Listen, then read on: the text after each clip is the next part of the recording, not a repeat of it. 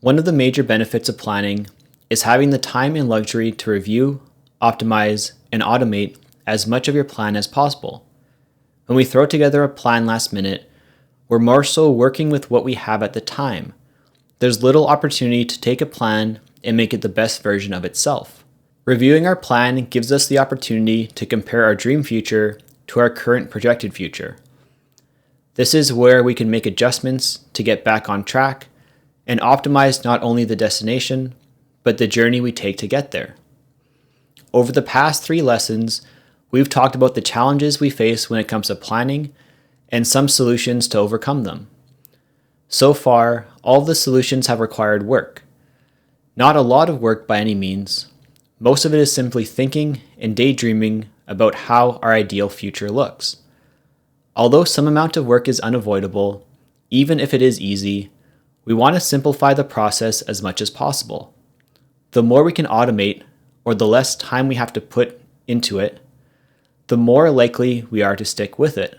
I'm sure you've heard of the idea of a budget, a way to track all of your money coming in and all of your money going out. It sounds like a great idea, and there's likely no better way to keep on top of your finances. But it does require a significant amount of work. Each month, sitting down and going through bank statements to categorize where your money went and to see if there's anything left. Maybe it's fun the first time or two, but eventually there's enough resistance between you and your budget that it's something that just gets ignored or forgotten about. It's not really a long enough period of time for any meaningful patterns to emerge, or for us to do anything about it. The issue with the traditional idea of a budget is that it doesn't prioritize our money. It's a reflective process on our past self, which becomes completely reactive instead of proactive. We can't do anything about what has already happened, and unless we're encouraged to change, it'll likely be the same thing month after month.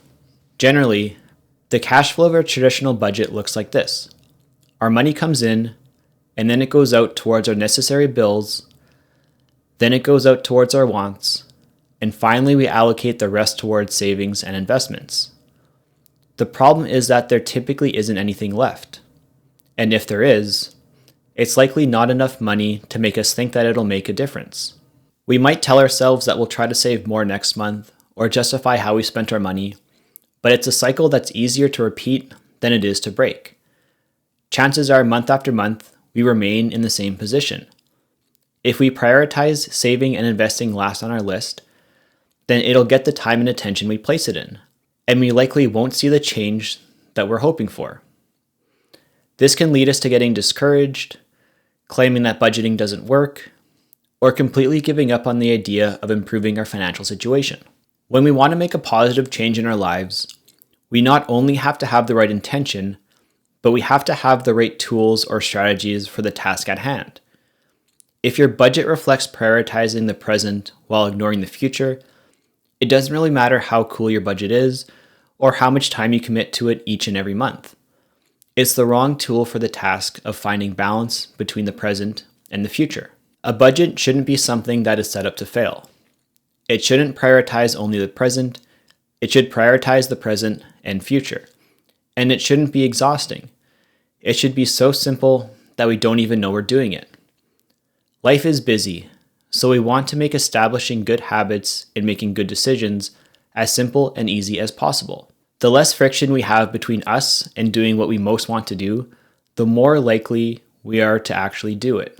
The all-encompassing goal of a budget is to balance what we want now and what we want most. The idea of paying yourself first is something you've likely heard if you've read any personal finance book. It simply means that with each paycheck, you should allocate some money to your future self before you pay for anything else. It's exactly what it sounds like. Instead of savings and investments being the last thing on your priorities list, it jumps up to the number 1 spot. The easiest way to do this is to treat allocating money for your future self like a bill. You can set it up to align with your paycheck, so every time you get paid, a portion of that money automatically goes to your financial goals. Simply, you can't spend money that you don't have, or in this case, pretend that you don't have. Think of it like a pension plan. Everyone loves a pension plan, and if you have one, it's something you contribute to each and every paycheck. Yet I've never heard anyone complain that they can't afford to do something because they had to contribute to their pension. They know it's beneficial and something they should do, so they do it. No questions asked. Pensions are just investments through an employer. You can think of personal investments like a personal pension plan. This reordering of our priorities simplifies our budget to look like this. Now when money comes in, we allocate funds towards our goals, then we pay our bills and non-discretionary expenses, and finally, we get to our wants. This might seem like a shock or that you'll be living in misery, but if you look at a few months' worth of transactions, you'll likely be shocked by where your money actually goes, and could quickly accumulate hundreds of dollars in money spent that you wish you didn't. Now, on a month-to-month basis, instead of sitting down and going through your budget and transactions, your goal is simply to not spend more money than you have. Whatever is left after putting money towards your goals and covering your necessary expenses is free to be spent in whatever way you see fit. You don't have to feel bad about spending money or not saving towards your future because those things are already taken care of. You're free. When we're looking at the savings and investment portion of our cash flow, I like to use the phrase Buffer and Buffett. The goal of our buffer money is to create a safeguard between us and our investments. Earlier in this course, we looked at the impact that time has on our investments, and that the longer we invest for, the better the historical results become. Our goal as investors is to invest for as long as possible. But we know that in the short term, there will be expenses that need to be paid. So it's always good to have a healthy amount of savings that we can quickly access in case of an emergency. Generally, it's good practice to have 3 months of necessary expenses set aside if you have a stable job, and as much as 12 months if your income fluctuates significantly. Buffer money can also include funds for short-term goals, like a trip coming up, or a large purchase like a down payment towards a house. When we're looking at shorter-term goals, or having funds readily available to us, we're prioritizing the importance of having the funds when we need them, over prioritizing the importance of growth. We don't want to risk not having an emergency fund or not having our full down payment because the market was down when we needed it. The value in our buffer money comes from its safety, stability, and the fact that it acts as a buffer between us and our investments. It puts us in the best position possible to allow our Buffett money to work for us. Warren Buffett is who he is today because he's been able to invest for as long as he has. I don't expect anyone to ever replicate what he has done, but we can try our best to imitate his success.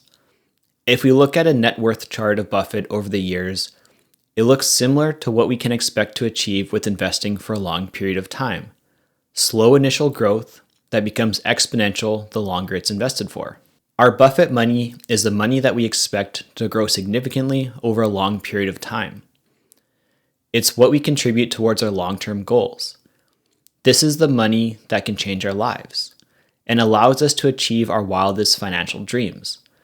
But it's all dependent on us being able to leave it alone and let it do its thing. That's why it's Buffer and Buffett. They go towards different things, but they work as one. Our buffer money gives us accessible funds for short-term goals and needs.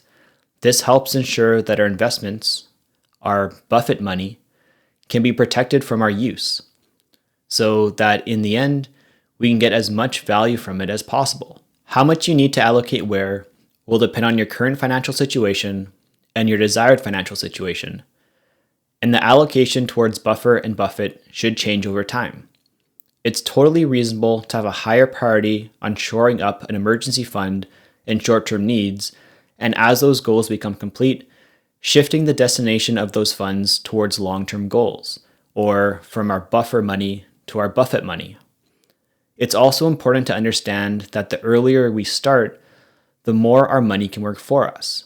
This chart shows a difference in outcomes that we can expect when someone invests $200 biweekly while earning an annual return of 8%, with the only difference being when they start, age 20 versus age 30. By starting 10 years earlier and only contributing $52,000 more, the person who starts at age 20 ends up with about $1.3 million more than the one who starts at age 30. Another way that we can look at this is to instead look at the contributions required in order to meet a specific goal. If our goal is to reach $1 million in investments by age 65 while earning a 7% annual rate of return, this chart shows what we'd need to contribute monthly to reach that goal if we were to start at the following ages. As you can see, the earlier we start, the less effort we need to put in.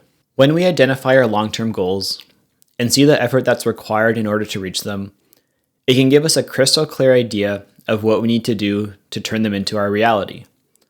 But simply knowing what needs to be done doesn't just make it happen. We need to rethink how we manage our money and ensure that what we value and what matters most to us is at the top of our priority list and not left to fail at the bottom of it. By changing the order that we prioritize our spending, it can make all the difference that we need. It sounds simple, and honestly, it is. I think that most people don't realize the difference that small changes can add up to be. They don't believe they will make a difference, so they give up before they even try, and then continue to search for an answer they seek, expecting it to be something big and revolutionary. In his enormously successful book, Atomic Habits, James Clear defines an atomic habit as a regular practice or routine that is not only small and easy to do, but also the source of incredible power, a component of the system of compound growth. A definition that sounds a lot like investing to me.